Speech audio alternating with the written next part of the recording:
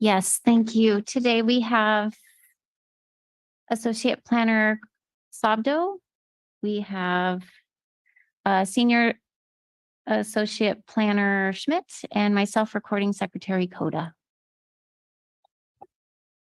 Okay, we have one item on the consent agenda, the approval of minutes from August 18th, 2022.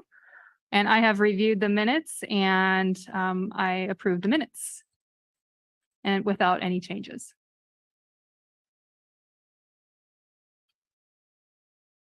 I'm sorry, Stephanie? Oh.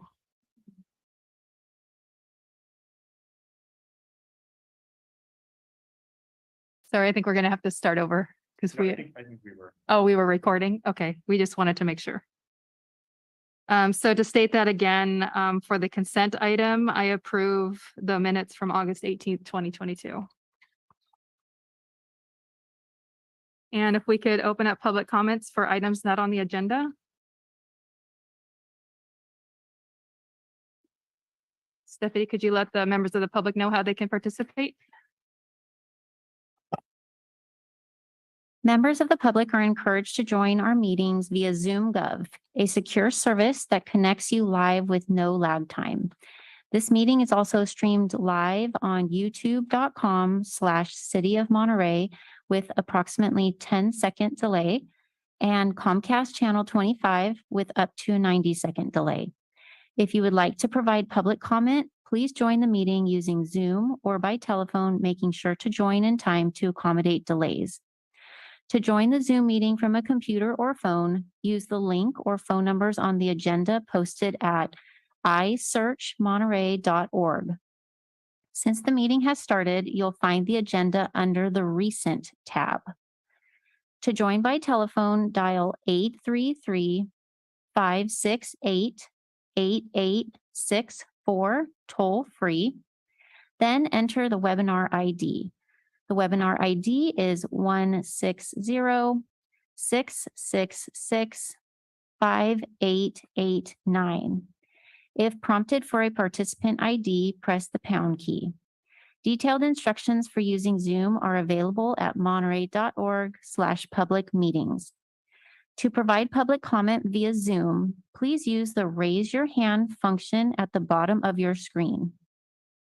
To provide comments by phone, dial *9 to raise your hand, then *6 to unmute when called upon.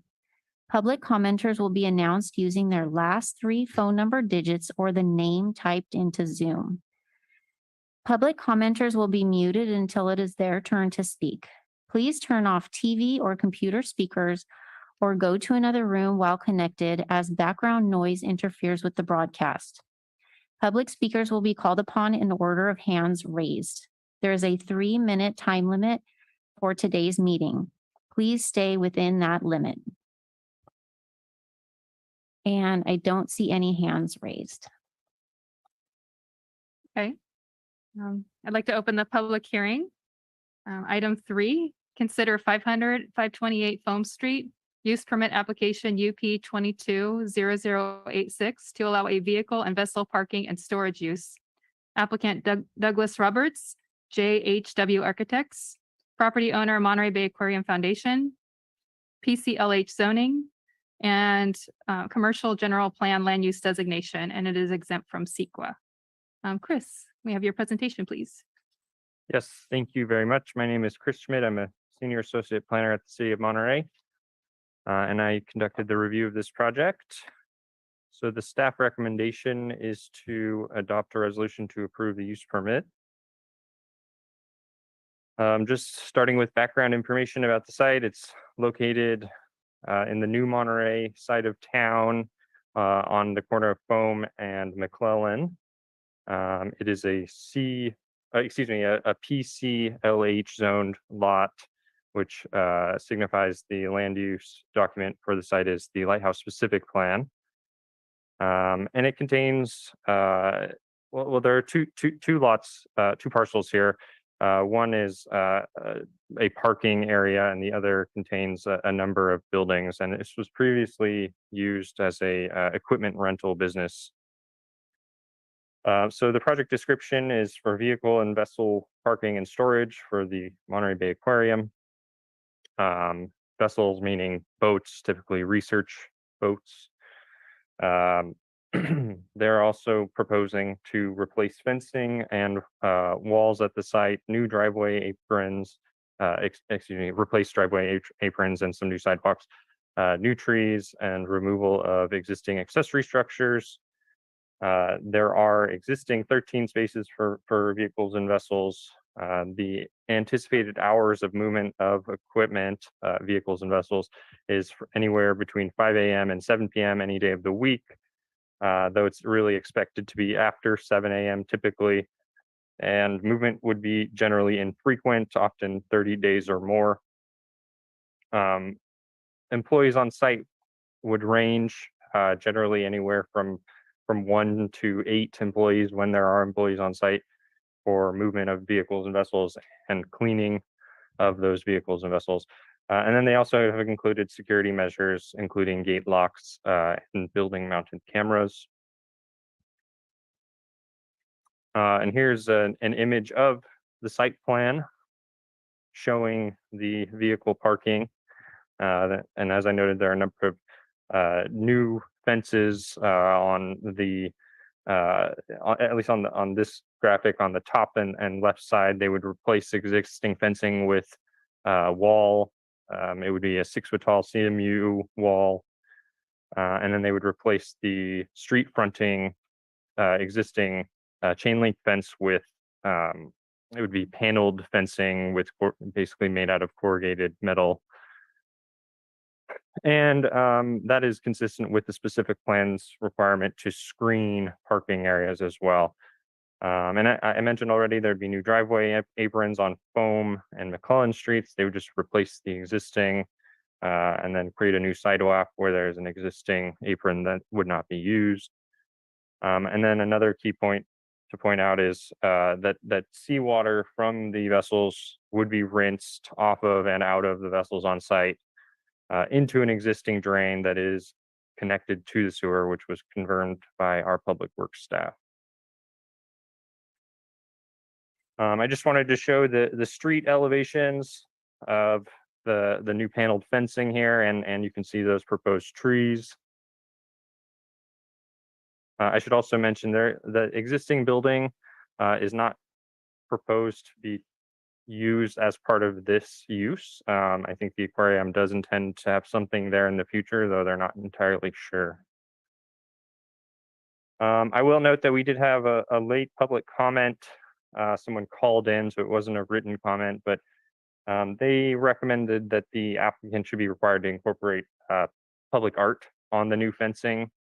That's with the intent of compatibility with specific plan goals of a pedestrian-oriented mixed-use neighborhood. And I just included a couple of lighthouse-specific plan policies here. So in the open space section, guideline 218 states to encourage new development to incorporate public artwork and landscaping elements. In the parking section, standard 2.6, parking lots shall be screened from the public right-of-way. So they've done that here.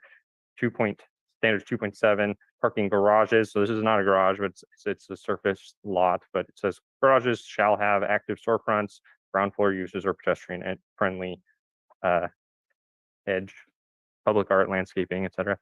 And then guideline 2.39, incorporate one or more of the following into the Lighthouse Avenue elevation of a parking structure. Again, this is not a parking structure, nor is it on the Lighthouse Avenue, but it does recommend one of these things is landscaping and murals for public art. So those were some of the policies that involve creating kind of a walkable, pedestrian-oriented area within the area plan by incorporating art. So moving on to the findings for approval. Finding 1 for approval of use permit is that the proposed use is in accord with the objective of this chapter and the purposes of the zone. So vehicle storage in the Lighthouse specific plan is permitted by use permit. And they have proposed screening of that parking and storage lot from the street as well as from the neighboring residential lots. And they've also included security measures to protect the equipment on site as well. Staff was able to make this finding.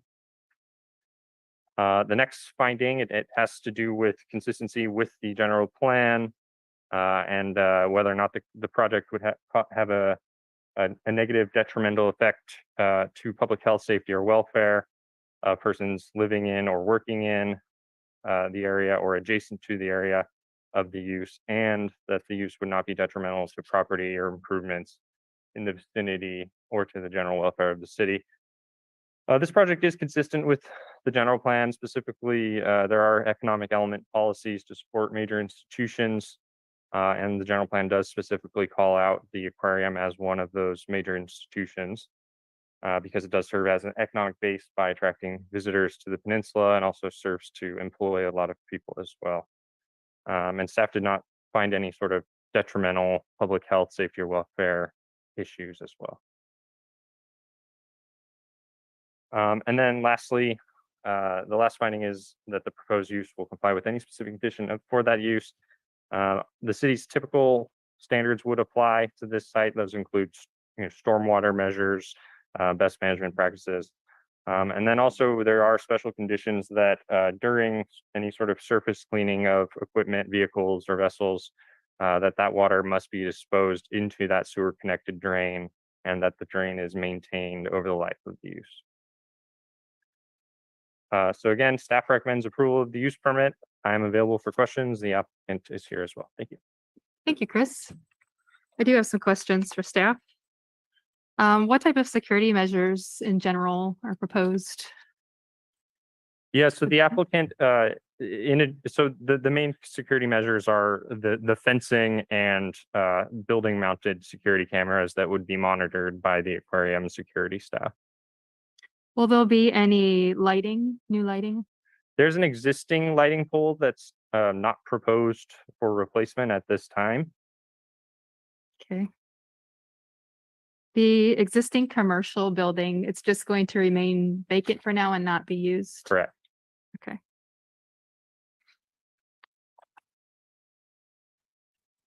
That's all the questions I have for now. Thank you. Does the applicant have a presentation or want to speak?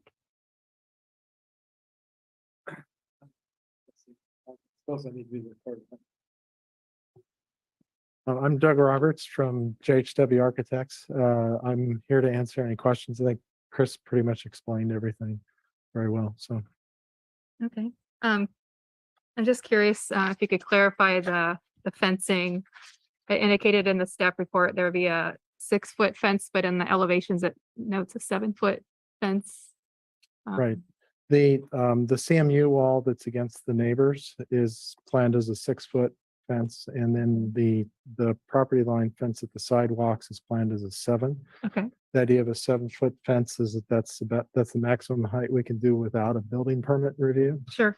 And things. Okay. Thank you. Yeah. Okay. Is that all? Yes. Okay, Thank you. thank you. Appreciate it.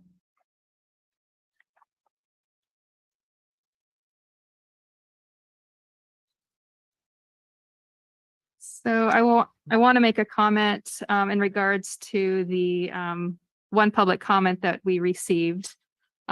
This application, since it's proposing exterior alterations such as fencing and landscaping, that it will require an architectural review permit. So when the project is reviewed under that permit, staff will review consistency with the objectives and standards of the Lighthouse specific plan. And one of those includes, there is that one guideline that Chris mentioned about art. But I think that's up for interpretation because it says new development should include art or landscaping. And I think the intent of new development was like a new structure building.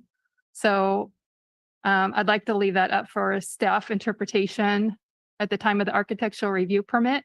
If staff's not comfortable interpreting that guideline, they could always refer it to the architectural review committee at that time. Is ornamental iron considered art? Well, actually, let's open it up for public comments. How about we do that? Okay.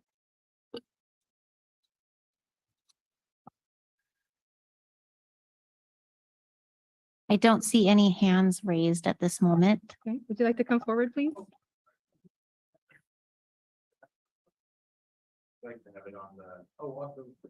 Yeah, if you could state your name for the record. David Compton. The question is ornamental iron considered artwork? I think that it could be. It really just depends on the design, but it could be. Thank you. Stephanie, are you seeing any hands raised? I see 2 attendees, but no hands raised. Okay.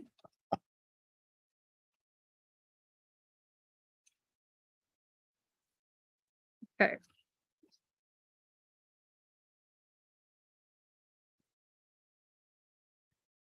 I would like to approve use permit UP 220086 to allow a vehicle and vessel parking and storage use at 500 and 528 Foam Street with one new special condition 3, that the applicant shall apply for an architectural review permit for the proposed exterior alterations and landscaping.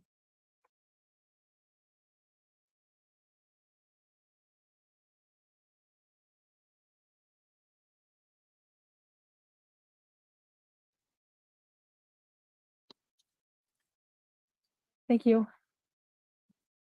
Okay,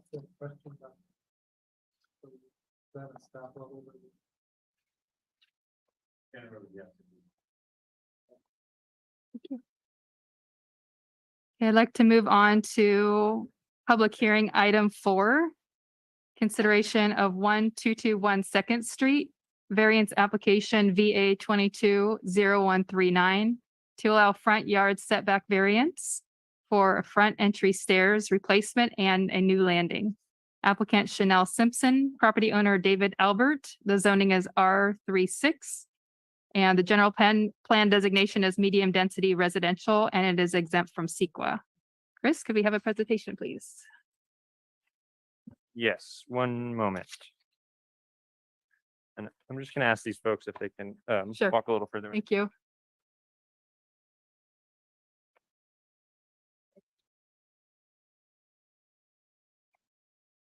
Sorry about that. Thank you. Again, my name is Chris Schmidt. I'm a senior associate planner with the city. I'm presenting this project on behalf of Matthew Buggert, who is out of the office today.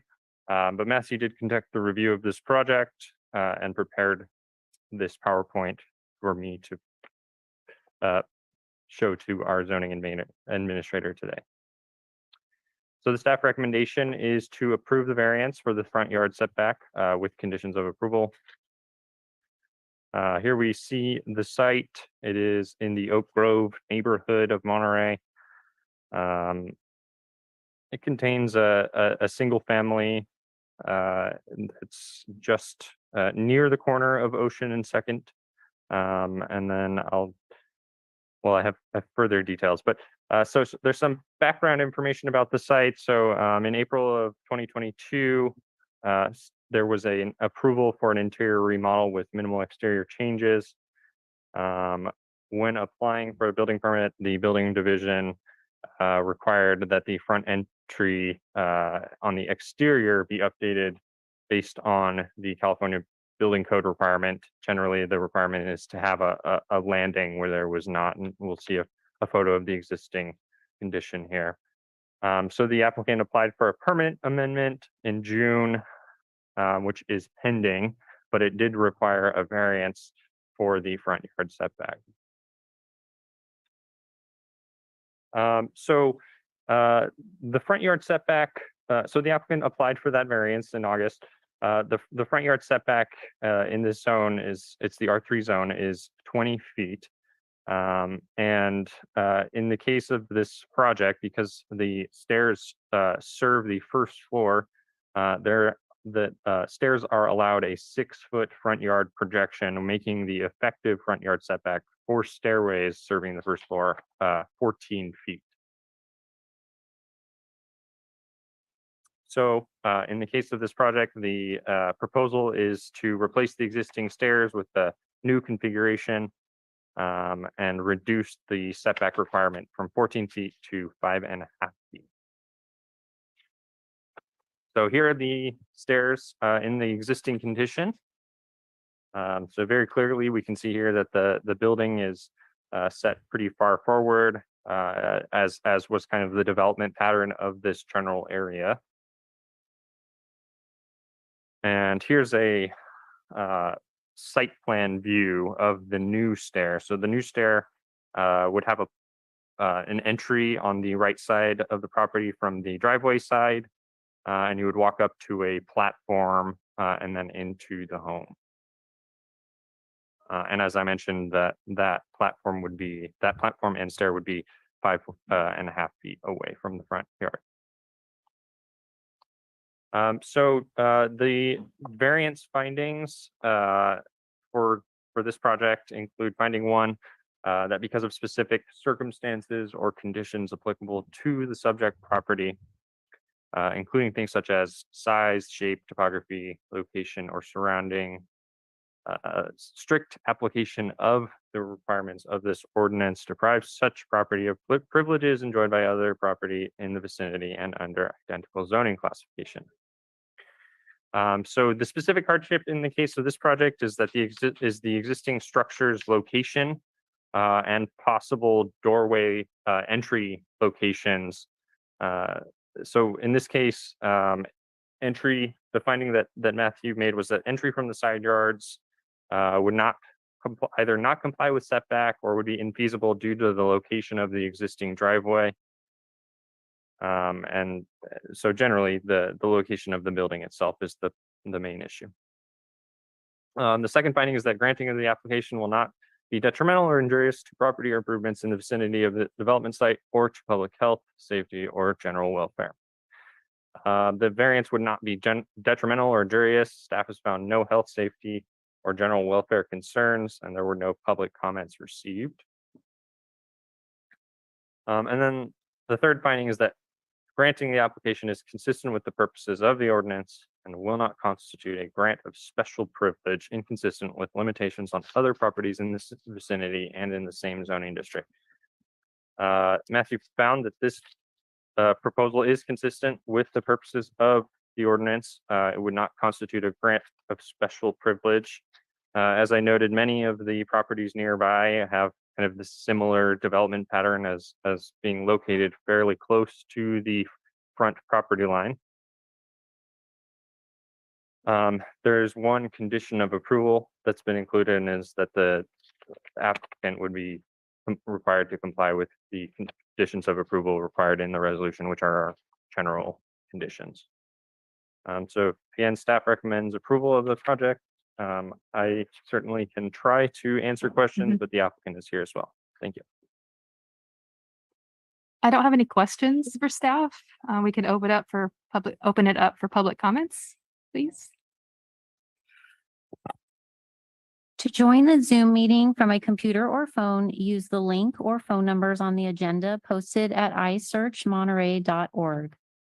To join by telephone, dial 833-568-8864 toll free, then enter the webinar ID. The webinar ID is 160-666-5889. To provide public comment via Zoom, please use the raise your hand function at the bottom of your screen. To provide comments by phone, dial *9 to raise your hand, then *6 to unmute when called upon. Public commenters will be announced using their last 3 phone number digits or the name typed into Zoom. There is a 3-minute time limit for today's meeting. And I see 2 attendees, but no hands raised. Okay, and there are no members of the public present, so I think we can move forward. Let me know, Stephanie, though, if you see any hands raised. I've carefully read the findings in the resolution and agree with staff. I would like to move forward unless we have any hands raised. Doesn't look like it. I would like to approve variance permit VA 220139, allowing front yard setback variance of 5.5 feet for front entry stairs replacement and a new landing at 1221 Second Street with a few changes to the resolution. On the fifth whereas, under the notice of exemption, on the third line down, I would like to strike out a small addition and replace it with front entry stairs and new landing. And on exception C of the notice of exemption, on the third line down, I would like to strike out a front addition and change it to front entry stairs and new landing. And on exception F, historic resources, I'd like to strike out the proposed changes are considered consistent with the Secretary of Interior standards for rehabilitation. And I'd like to explain that at the time the permit amendment is written up by staff, if they're needed, the Secretary of Interior standards will be included at that time. And under the now therefore, the third line down after at 1221 Second Street, I'd like to add for the construction of a front entry stairs and new landing. And with those changes, I'd like to approve the variance.